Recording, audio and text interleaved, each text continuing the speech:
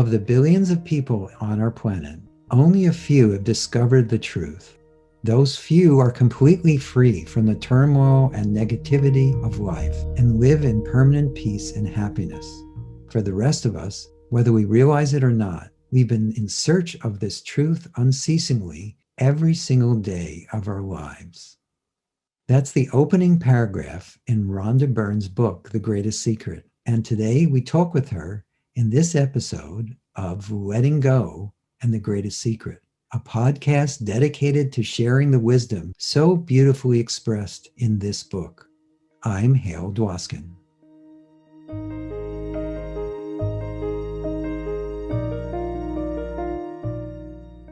My friend, the beloved best-selling author Rhonda Byrne, launched the global phenomena with the publication of The Secret in 2006.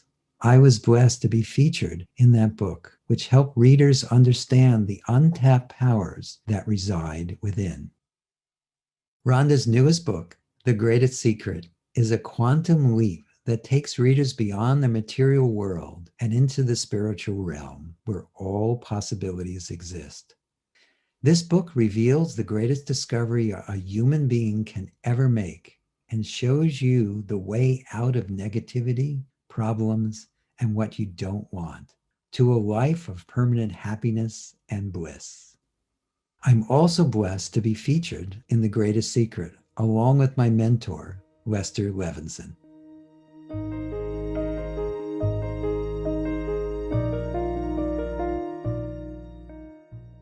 So welcome, Rhonda. Thank you for being here. I'm looking forward to having a wonderful conversation. So am I. Thank you so much for having me, Hale. It's lovely to be here. Really is. And exciting we get to do this again. And both you and Lester have a big part in this book. So it's very, very special. And actually all of the teachers in the book are actually my journey from The Secret to now. And so every single teacher in that book, past and present, has changed my life in one way or another. And so teachers are very, very special to me. They're very teary when I think about them, and just I've had such big aha moments with each one of you. And so it's really, really special. The book is very special. So, but do you know, I regard The Greatest Secret as the sequel to The Secret, because it really continues on from where The Secret ends. The last, basically, 2 chapters of The Secret, and then this book continues on from there. So, I consider it the true sequel. Yeah. Yes. Oh, I think it's really appropriate. Yeah. So since you already mentioned that, how do you feel that so many people read the book, watched the movie, did both? I've been on some interviews recently where people said they had watched The Secret 30 times, the original movie, 30 times, and probably read the book the same number of times. So you have many fans from The Secret all over the world. And I've been getting some feedback that some of them are having a hard time adjusting to the almost quantum leap that The Secret, The Greatest Secret, talks about. Although we really did talk about some of that in the book, but a lot of people skipped over that part. Yeah. I just want more stuff. Yeah. I don't care about that other stuff. How do I get more stuff? Yeah. And obviously this is much more than that. So can you speak to that a little bit, how the two, The Greatest Secret and the Secret, support each other, reinforce each other, help each other, and how they're really the same message, just going deeper? Just a step further. Yeah. Well, if I were to sum up The Secret, then I would say that The Secret reveals to us the power of the mind to create and the power of thought. And that's why it was so incredibly successful, because I think it's the first step to our freedom, that book. The sense of freedom that people felt when they realized that they could create what they want if they would just focus their thought on what they wanted and not on what they didn't want, that they could direct their life. And so it was just the beginning of the power of the mind. And even though so many people have sabotaged their life by giving their attention to negative thoughts and then creating that in their life, the secret really just showed us that there is just one way to go, and that is to only give your focus to thoughts of what you want. It's that simple, really. And the mind will always be in the physical world this powerful, and our thoughts will always be this powerful to create our life. And so that's the first step. What the greatest secret does is it's also dealing with the mind, but it's showing us that while the mind is an incredible creator of making things appear as appearances, um, Right. the mind can also be our greatest torturer. And if we give it authority over our life, and if we allow it to be our psychotherapist, our psychologist, our psychiatrist, and we believe negative thoughts, we believe all of those thoughts, then it will bring us asunder. And I think it has done that for many people, and especially in recent times, when we face a challenging event, that's when we get to see how we're going with the mind, right? Right. Because and so It's there's a easy when everything's beautiful. exactly right. When you're laying by a swimming pool on vacation, it's just, oh, my mind's so quiet. And then when you go through a very challenging event, that's when you get to see how things really are. So in that way, it's a gift. Actually, it's a gift, because we've got to see, well, how am I doing? And are there just so many fearful thoughts coming one after the other, after the other, after the other? And are you believing them all? And so I think the greatest secret, what it does is, first of all, it shows us that any suffering that we are having and going through is coming from negative thoughts and negative feelings, and believing the negative thoughts and then reacting to the negative feelings. And then we're just trapped. We're really, really trapped. And so it's freeing us of suffering. But then at the same time, what it is doing is, as we come to understand the mind and the power of the mind in terms of being our biggest troublemaker, it then frees us from it. So we can use it for what we want. But then when we can be free of it, then the beauty of who we really are will arise, and from within us, and the happiness that we are, our true nature, which is happiness and beauty and love and intelligence and knowing, our true nature will appear. And so in the greatest secret, you learn that the only thing that is covering over your true nature is all of those thoughts and all of those feelings and beliefs and everything that we've kind of piled on since we're really little. And those are the things that are covering up. And the best thing in the world is to let them go. It's the best thing in the world. I've heard of you that. just, yeah. And you just get happier and happier and happier and happier. And the amazing thing about that happiness, and this comes back to the secret, because in the secret, the creative process was ask, believe, receive. And to receive was to feel good, just feel good. And so when you are not believing the mind so much and not paying attention to those thoughts and not giving it all of your attention, and then the happiness that arises, well, when you are that happy, life is incredible. Life is absolutely incredible.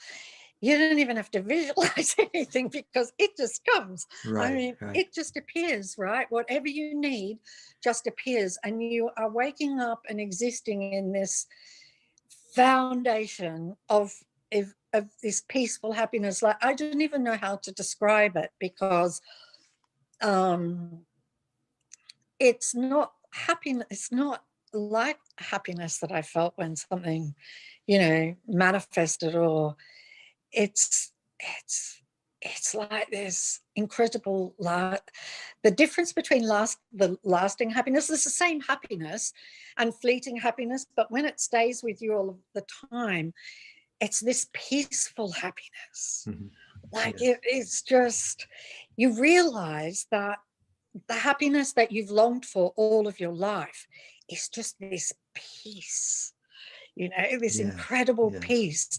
And so you don't get disturbed by all of the comings and goings of the world, or the comings and goings of other people who are, you know, feeling good one day and not so good the other day and want to bite people's heads off. And, you know, you're not affected by any of that anymore.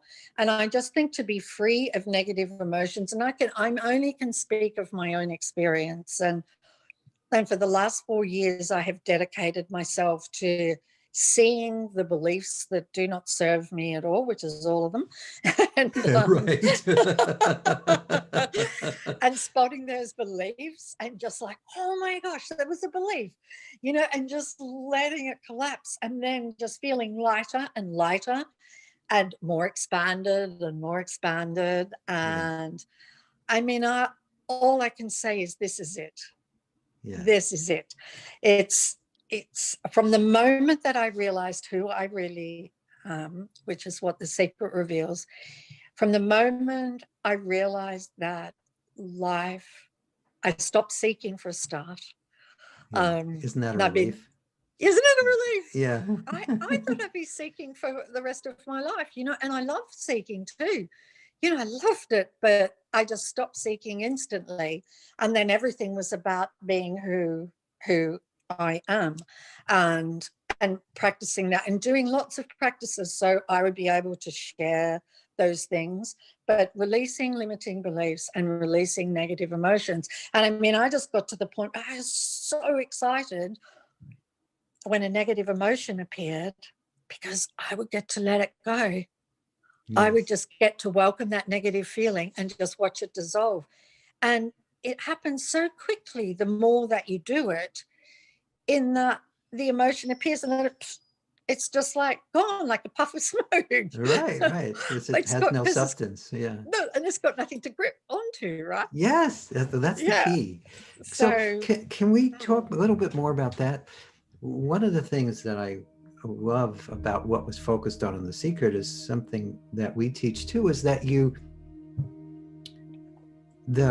when you recognize, I think actually I have a quote about this in the book, but when you recognize that that person that you thought you were isn't actually who you are, that you are, I think that's your phone.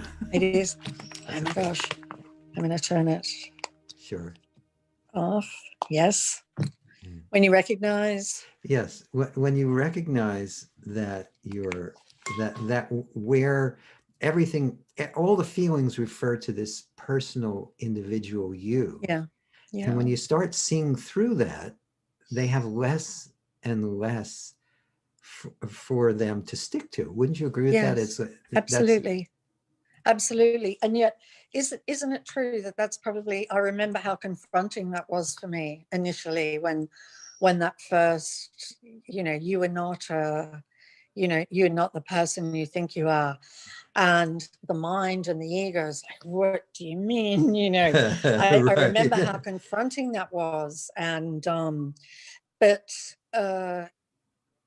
and I think in The Greatest Secret, and it's just, you know, just trying to be very gentle there, is certainly having the experience of being a person. There's no doubt about that. No one's questioning that.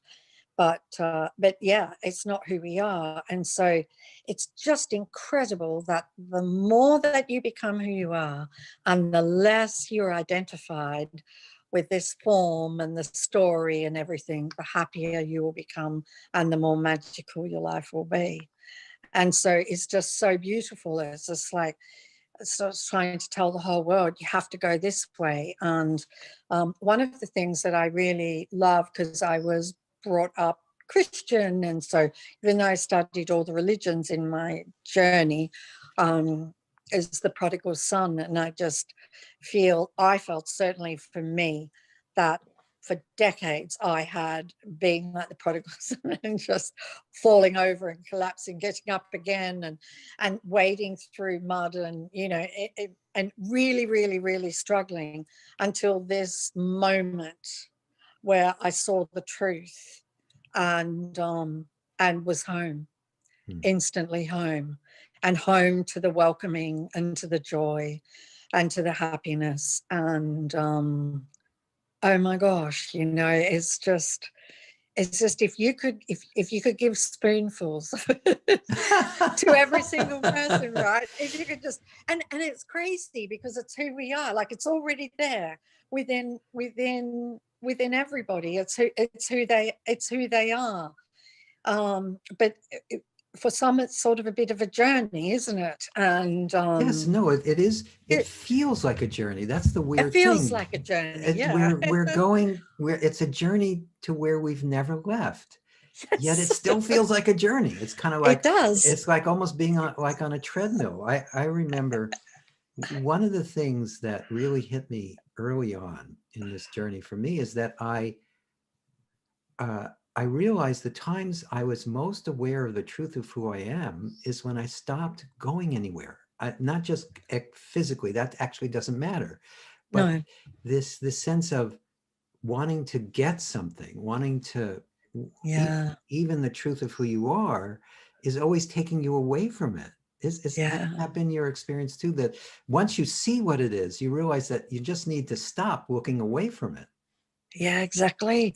And I mean, it's just the slightest shift, isn't it? Yes. And in fact, how can you not even be it? You know, I remember when I first realized who I was, and then I would, oh my gosh, it was just the most incredible moment. I mean, it was January 2016, and I was just, how did I miss this? How did I miss this? It's so obvious. It's right here. How could I possibly have missed it? And then I'd be driving on the freeway. I'm like, I've lost it. Right. I've lost it. That is how it feels at first. Like, where did it go? Right. Where did it go? Where did it go? I lost it. Right. I've got to get it back. I've got to get it back. And then, and I remember the way that I would get it back would be, I would say, well, are you aware of that other car? Are you aware of your hands on the steering wheel? Are you aware of this? Are you aware of that? And then it'd be like, there you are. There's awareness, you know, and so I would just do things like that, but it would feel exactly like you've lost it, and it isn't. It's just that you put your attention on thinking. Right. Yeah. It's confusing because we don't realize that the thoughts in our head aren't who we are. Exactly. We think we're the thoughts. We think that's us. Yeah, you know, and we're so identified with it, Hale, aren't we? Oh, yeah, we forget. Francis Lucille said something to me in, I think it was 94, which really hit me very deeply. He said, how much power does the thought I actually have? The thought. Mm-hmm. And we get so identified with that thought that we don't realize that awareness that we are is giving the power to that thought. Yeah. We think it's coming from that thought. Yeah. And as soon as you start to see through that, it's very different, isn't it? Mm-hmm. Very. Yeah, it's incredible, really. Yeah, Francis is wonderful, isn't he? Francis is, he's so fantastic. And one of the things I've been loving about doing these interviews is, so, like, I haven't spoken to Francis since the mid-90s. And all the other teachers I've been speaking to, it's like rediscovering my deepest friends or my family. And we've been having these wonderful conversations like this. And it's just so affirming that we're all the one self, or that which we truly are, or although that sounds a little metaphysical, that pure awareness that is operating through all is speaking through all these different forms, and it's all spontaneous. Yeah, it's incredible, spontaneous, right? Yeah. We're so clever. We're so clever. I love one of the things that Francis said, one of the most incredible things that Francis said that really I love so much, because I am just all about simplicity. Somehow or another, this form was, simple, simple, simple. And one of the things that he said was, it is what is hearing these words right now. Yes. Yes. You are what is hearing these words right now, because I remember for a time that and this was after I knew who I was, but for a time I was kind of feeling like I had to get somewhere, to be deeper, and right. And that there's another. It's not me, but it's this other one that I have to get to, and then he would say that it's the one that's hearing these words right now. And they'd be like, no, there's no one to get to. It's here. It's here. It's right here. It's hearing these words. And it's just that you gave it the name of, you gave that very thing that's aware of absolutely everything in your life, you gave it the name of a Rhonda. Right. Right. And that was not its name. Right. That was not it. It is, it is nameless, and it's here. It's the one that's hearing the words. It's the one that's aware that you're sitting here, that you're, that you woke up this morning, that you, yeah. It watches you wake up. Watches you wake up, exactly. We think I wake up. No, what you are watches you wake up every morning. It watches you go to sleep. It watches you go through your whole day. Yeah, beautiful. Totally oblivious at times. Yeah. But in the background, right? And so the mind has been such an interesting trickster that it's always, has been for many of us in the foreground. And so we don't even notice that beautiful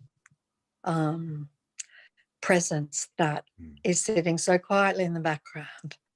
And so as the mind weakens with all of its bits and pieces, with all of its bag of tricks, right. It's limiting beliefs and its memories and its thoughts and feelings, and as it weakens, then awareness comes to the foreground, and it moves into the background, and that's when we're talking about nirvana and heaven on earth. That is so beautiful, and I feel for, when I see people suffering, and I mean, I've suffered too. Like, I've had lots of things happen in my life. I've created from The Secret the most incredible life, really amazing dream life, but then things can happen that's sort of outside of that, to somebody else who's creating their life, a family member that you love, and so I've had lots of different things, that anybody would consider enormously challenging to go through, but the peace is always there. That peace and happiness is always there. And what I'm talking about, because I feel fledgling awareness. Compared to you, but it just, oh my gosh, it's so wonderful that when you're facing somebody that you love going through immense suffering, that you still have that peaceful happiness underneath, and then you are just you were incredible in being able to comfort and compassion and help. You're a rock for people. So and I found that when our village was here, I'm in California, and our village was hit with terrible fires and mudslides. And we lost a lot of people from our village in those mudslides.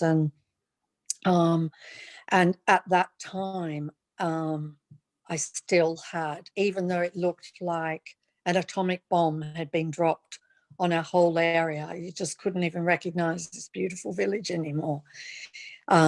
Still, in amongst all of that, the happiness and the peace was there.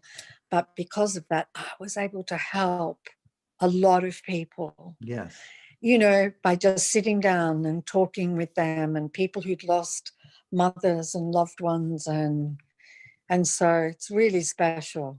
Yes. And it was just you being you, not Mm. the personal you, the No, letting not that the personal awareness you. that you are just Yeah. be what this is my belief about this. I might not be expressing it correctly, but it feels like when you are just at rest as that which you are, it invites the person you're speaking to experience the same thing, even if they know nothing about it. Yeah, And so, totally. and that's what they're looking for anyway. And it's very comforting and it's relaxing and Yeah. it's opening. And so Yeah. it helps people get through their whatever they're going through. Yes.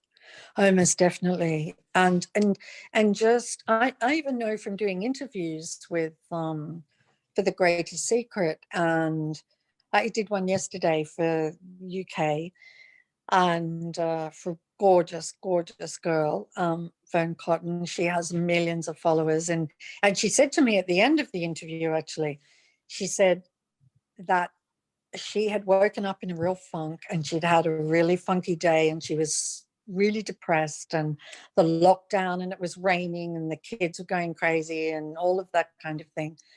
And she said at the end of the interview that she just felt so incredible and so happy.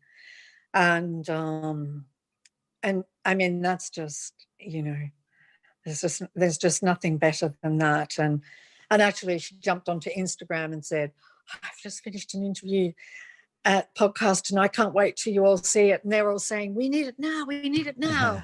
That's And nice. but something like that, to just know that, and I'm doing as much as I can for The Greatest Secret, and because I just feel in talking about it simplifies it even more. It does, yes. So, in having this conversation with you, and then somebody reads the book, or they're reading it, and then it just, these words just make it simpler, because it's becoming more familiar. I mean, Yes. this truth is there with everyone. This is the truth of who you are. And so the truth is there, and it's only the mind that's like, oh no, I'm not into it. Yeah, right. Oh no. It's not all about me personally, so it can't be true. That's right. The mind is really incredible, isn't it? Like, I laugh a lot at the mind now. But it's really, really got a bag of tricks going on. Of And yet it course. doesn't even exist, I know. I know. The bag of non-existent tricks. Well, that's the nature of a trick. Yeah. It appears to be real, but it isn't. Yeah, it's an illusion. Yeah, totally. Totally. Yeah, it's just, it's awesome. It's really so It is. amazing. Yeah. Let's give people a little taste. Do you want to explain, give the people listening something they can explore right now that will help them? Again, I'm sure they're starting to sense it just from our conversation. Yeah. If you notice how all of you watching this now, notice how you feel in this moment. You probably already feel more open, more relaxed, happier, more at ease. And and we were just talking about it. So Yeah. Rhonda, why don't you do something simple that you think would help them see it a little more clearly? See awareness a little more clearly. Yes. Okay, so I'll tell you what I did. This is what I did. It was so simple, really, really simple. I would, and I'm dedicated, there's a dedication happening in this form. Yeah. I would, as many times as I possibly could during the day, I would ask, am I aware? And the moment that I asked that question, awareness was here everywhere. And so initially, when you ask, am I aware, you would just notice that you are aware. And so that's perfect. Whatever you are not answering the question, you don't need to answer the question. Because when you ask, am I aware, the mind goes into the mind drops, because it doesn't recognize awareness. So you just have this moment of relief when you ask, am I aware? And so I would do that often in the day. Am I aware? And often I would use my feelings as a way to trigger that. So I would notice if the happiness was sort of ebbing a little bit, and then I would ask, am I aware? And then immediately the happiness would arise again. So that's the very first thing that I did. And this is a practice in the book. And this is exactly what I did. And it's so, so simple. And then in a very short amount of time, you can't even ask the question. Because the moment that you go to ask the question, you can't even get it out, because awareness is just there. And so step 2 is notice awareness. So after you get to that point, then you can just notice awareness often during the day. And I just did it a lot. And the more that I did it, the deeper it became, the happier I became, the more beliefs I saw that were not true. And then I would ask, because I'm really game, then I would ask to present anything to me that is an obstacle in my path to being fully who I am. And when I would ask that, often all hell would break loose. Yes, that's what sometimes happens. Yeah, and so for example, I had like this health scare, and I remember that, and there was so much fear around. All this fear arose, and I remember I was talking to my teacher, my current teacher, who's also in the book, but she's anonymous. And she said, this is fantastic. This is fear. This is the one. This is the one. This is great. You've got fear to overcome. And I said, yes, but I didn't know that fear would arise from a health scare. I mean, that's not fun.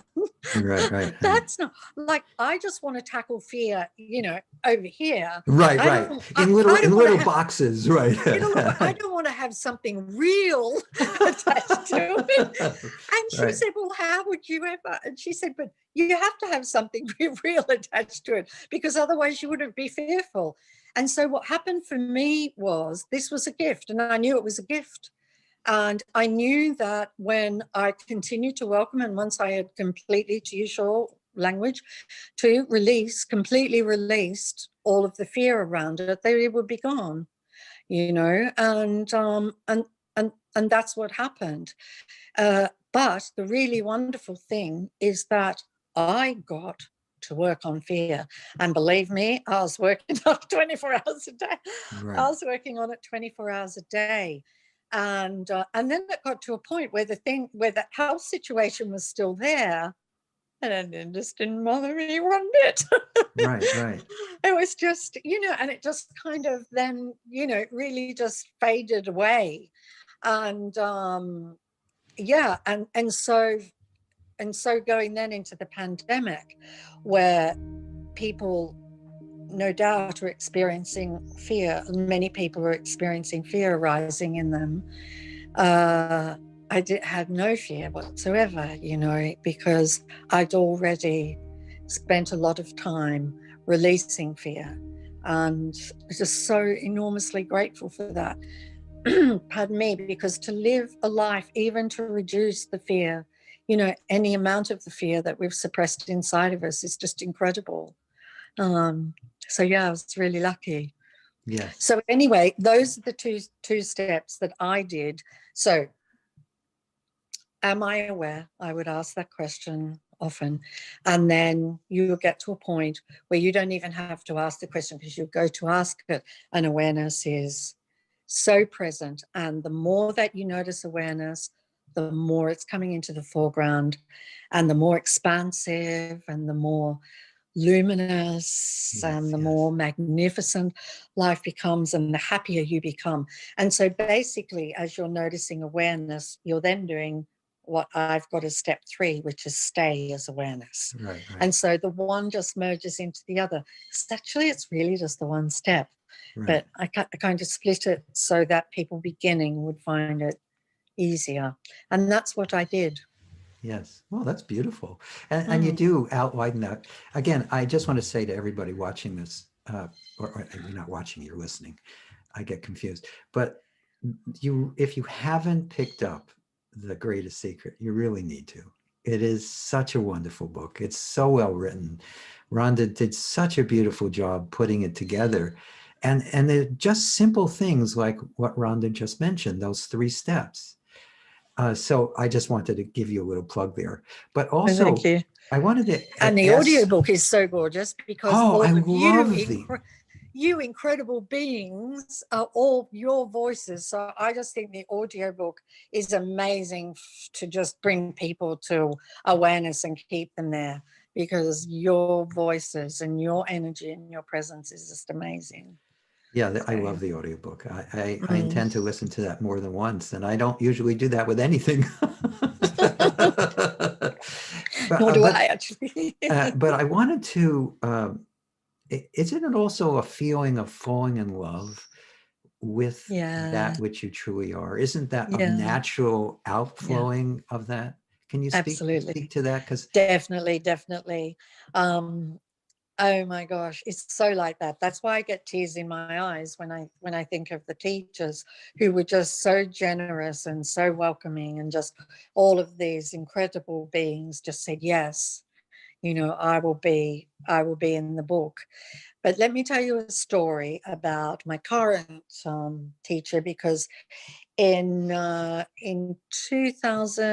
January 2016, when I realized who I was, then a couple of months later, I was at a retreat, and this person walked into the room, and I had been told that this person had been a student of Lester Levenson's and Robert Adams, 2 of my absolute, I can't even speak about them without getting tears. yes, Really and truly. And it's because Lester was so simple with his language and so concise, and it's just amazing. And Robert Adams, his work showed me the bridge from The Secret to The Greatest Secret. And so those 2 teachers just meant so much to me. And so this person had been a student of both of them. And so I went up to talk to her to say, student of Robert and Lester's. And the moment that I stepped up to her, Rhonda completely disappeared, gone. And I was just home. Tears were streaming down my face of just ecstatic joy and bliss. And in that moment, I felt so desperately in love with who we are. And she reflected back to me who we are, and I became that. And that feeling of being in love is the feeling that is with me every single second of every day. Yes. I just, and I in doing interviews and everything, and I just know with people suffering, so much at the moment, that if they just knew, if they just had a glimpse of how magnificent they really are, and how beautiful they are, and just how in love with themselves that they are, everything that we are is the opposite of what we think we are. Oh, that's true. Yes. Right? Absolutely Yeah. everything is the opposite of what we think we are. I mean, the ego and the mind is struggling and effort and all of these different things, and wanting approval and wanting attention and all of these things, and wanting control and wanting, and who we are is just effortless, glorious, in love with everything, Yes, but yes. especially in love with itself. Right, right. Oh, Yeah. yeah. And again, it's also very simple, isn't it? It's one way of expressing it is just this, what's always in the background or in the foreground, depending on when you're paying attention or not, is this sense of affectionate awareness. Yes. Yeah, absolutely. Yeah. It's Yeah, interesting you brought up. I feel so big at the moment that I've got the ocean out there, and I'm just like expanding out to Yes, the yes, yes, yes. expanding out to the ocean Yeah, and beyond probably. and beyond. Yeah. Yeah, what's when you mentioned Lester and Robert, that really pulls at my heartstrings too, even my personal heartstrings, because uh, I had similar experiences. They basically were my primary teachers in a lot of ways, and they when I met Lester, he was the first teacher that where I felt this, where there was, Mm. oh, oh my God, this is something. There was a recognition, Yes, and it made yes, me want to dedicate my life to that. And then yes. when I met Robert very fortunately right after Lester died. I met Robert, Right. and I met him at this coffee shop, and just sitting with him, there was just this a wave after wave of just bliss, just Yeah. kept passing through awareness. I went, oh, so this is the next person who's going to point me in the correct direction. And it was, Yeah. I was incredibly fortunate. I spent 18 years with Lester and a year and a half with Robert right before he died. So it was Died. amazing. Yeah. Yeah.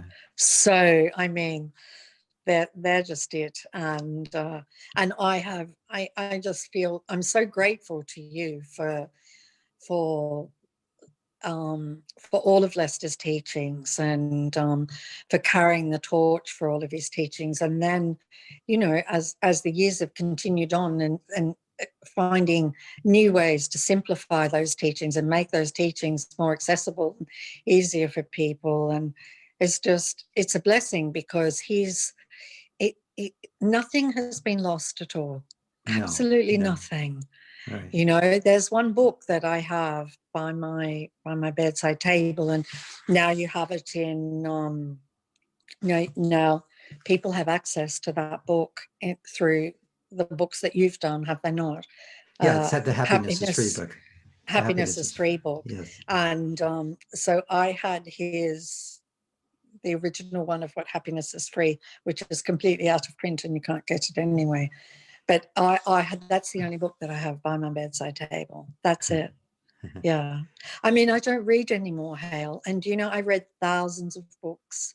The search was incredible. It Yeah. was just relentless. And on the search, I discovered lots of incredible things that most people don't know of, or anything, sort of, phenomenal things that Yes.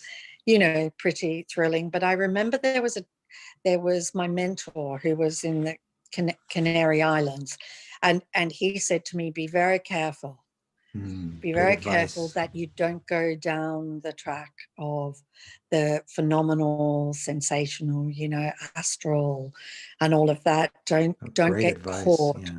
Yeah, don't get caught down there. And like there are times in my life where I'd see all kinds of things, and spectacular things, um and I would remember his words, and I would be like, no, I'm going in a different direction. Right, right, right. Yeah. You were But I didn't saved. even know at that time what direction I was going in. Yeah. I didn't even know. So Yeah, but you were saved. mm. That's wonderful. Oh, So I watched so many people get caught in phenomena. yeah. Yeah. Yeah, and I went through a time, after The Secret, I went through a time of that, and it was just part of the journey, and it was really was perfect that I had that little time, that small time of it, because in so many ways it showed me that everything that we think, nothing is what it appears to be. That's what all of that that's how all of the phenomenal kind of stuff helped me, that nothing is what it appears to be at all, and we're not what we appear to be Right. but that had me, when that happens, then your mind really opens, doesn't it? Because I think, would you agree with this, Hale, that one of the trickiest things of all is how closed the mind is? Yes. Because right, Well, it's the mind doesn't even realize it's closed. The mind no, only sees mind. yes, It can't see beyond itself because no, it's even the things that we see in our physical environment. We're seeing the mind's version of it. that's right. Right. We're just looking at our mind. That's right. what we're looking at. But that what it one of the things that people know is that you share in the book, isn't it, that you're actually that which is looking at the mind. That's right. It, You wouldn't we even know you forget. had a mind. You That's wouldn't right. even know you had a mind, would you? You would not be aware of a mind. You wouldn't even know of a thought without awareness or Exactly. consciousness. You wouldn't even know there was a thought. You wouldn't know there was a mind. You wouldn't know of memory. You wouldn't know there was a body. You wouldn't know anything. You wouldn't know there's a day or an hour you wouldn't know anything. You wouldn't know. You wouldn't know any. You wouldn't be aware of any of your senses. Yes. It's all, it's all awareness, and so Yes. yeah, you that which is looking at all of it, and Yes. so sweetly and beautifully, Yes. I mean, I find, that I will just laugh and laugh and laugh and laugh over something. Something will appear, and I see everybody's taking something so seriously, and and something will occur to me. I would just laugh. I would just continue to laugh and laugh and laugh and laugh, and I'm like, there goes another belief. Right. Another one bites the dust, right? Another one bites the dust. Yeah. And it's really incredible, this, and I think I mentioned it in The Greatest Secret. I remember I was at a meeting with a teacher, and somebody had asked a question, and the teacher was answering them, and oh my gosh, right then and there, I was like, oh, I just expanded. I just expanded because I realized what that person was talking about and what the teacher was talking about. They were pointing out the belief, and I had that same belief. And so I actually had to get up out of the room and walk out to just be, oh, oh, oh, oh, and watch that belief absolutely collapse and disintegrate. And I can't even tell you what the belief Right. was. You don't remember it anymore. I don't remember. I don't remember. I can't remember. It's not there anymore. It's completely gone. I know. And so I went to tell the teacher after the meeting. That was so incredible because I had that belief too. But I don't remember what that belief was. I don't know what that belief was. Right. So it's great. I know. It's really one of the great. ways you can tell that you're really complete on something, because it's not even in your consciousness anymore. No, it's gone. It's completely gone. Right. And then you have all this space for joy and happiness and Right.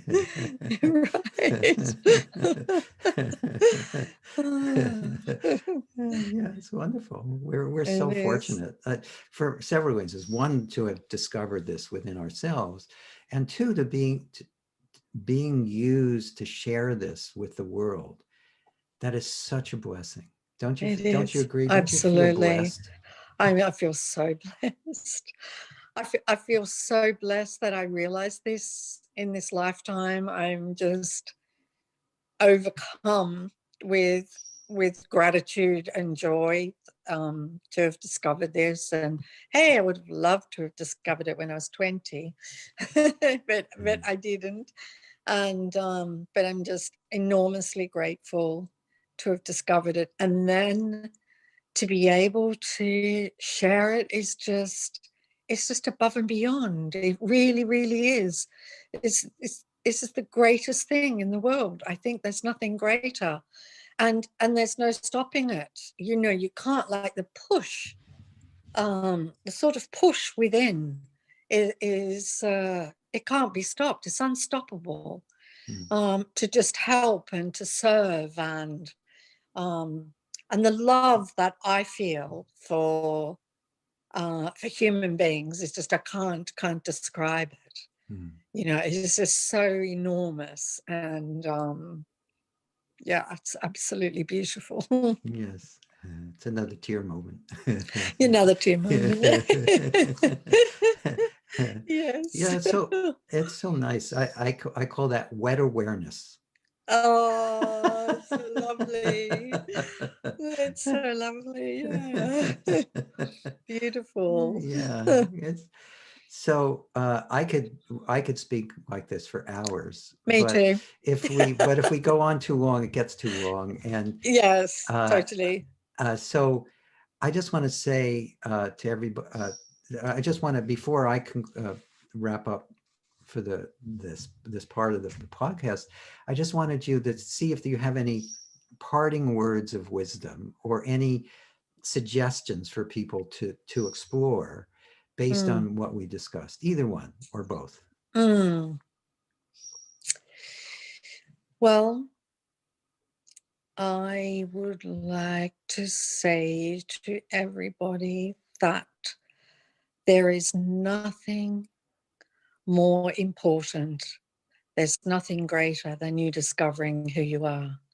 And actually, everything else is kind of irrelevant, because the life that you dream of having, and to just realize the eternity of your true nature and not spend a life, you know, fearing death, but to have there, to make the greatest discovery you can ever make it this lifetime. Do it this lifetime. Do it now. Lester did it in 3 months, whatever he did it in. And I know from my own practice that it doesn't take very long at all. Do it. Just do it. Do it, because, oh my gosh, I promise you, life will just be incredible, and you'll be so happy, and just discover who you are. Just do it. Just do it. Yes. That's all that I have to say. Find out Okay. how incredible you are. Find out how beautiful you are. Find out how amazing you are. Do that this lifetime. Make a promise. It's tiny little steps and you'll be there. It's already who you are. So it's not hard. Do it. Except there's no doer, but you know, I have to say. But we pretend. We pretend, yeah. we pretend. Realize who you are. Yes. And let that other one go, and that story, and you know, that story, you know, the life and death story, the, you know, born and die story, you know, that story, let that one go, you know, because that's not who you are. That's a fun experience that you're having, but it's not who you are.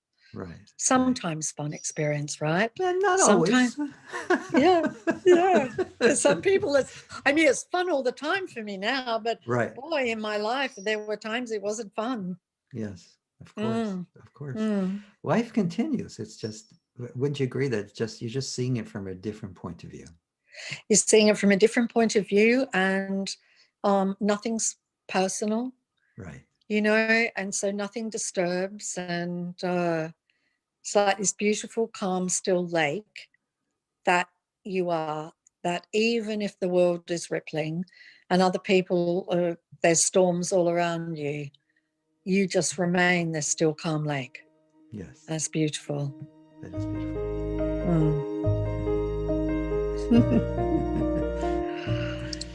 So I just want to say again to everyone, first off, Rhonda, thank you so much for Oh my gosh, spending the an time. absolute pleasure. And thank you so much for being a part of The Greatest Secret and contributing to make this book so incredible, and Lester, all of Lester's work. And thank you. And thank you for doing the audiobook, because it was just amazing as well. So it's my pleasure and my honor.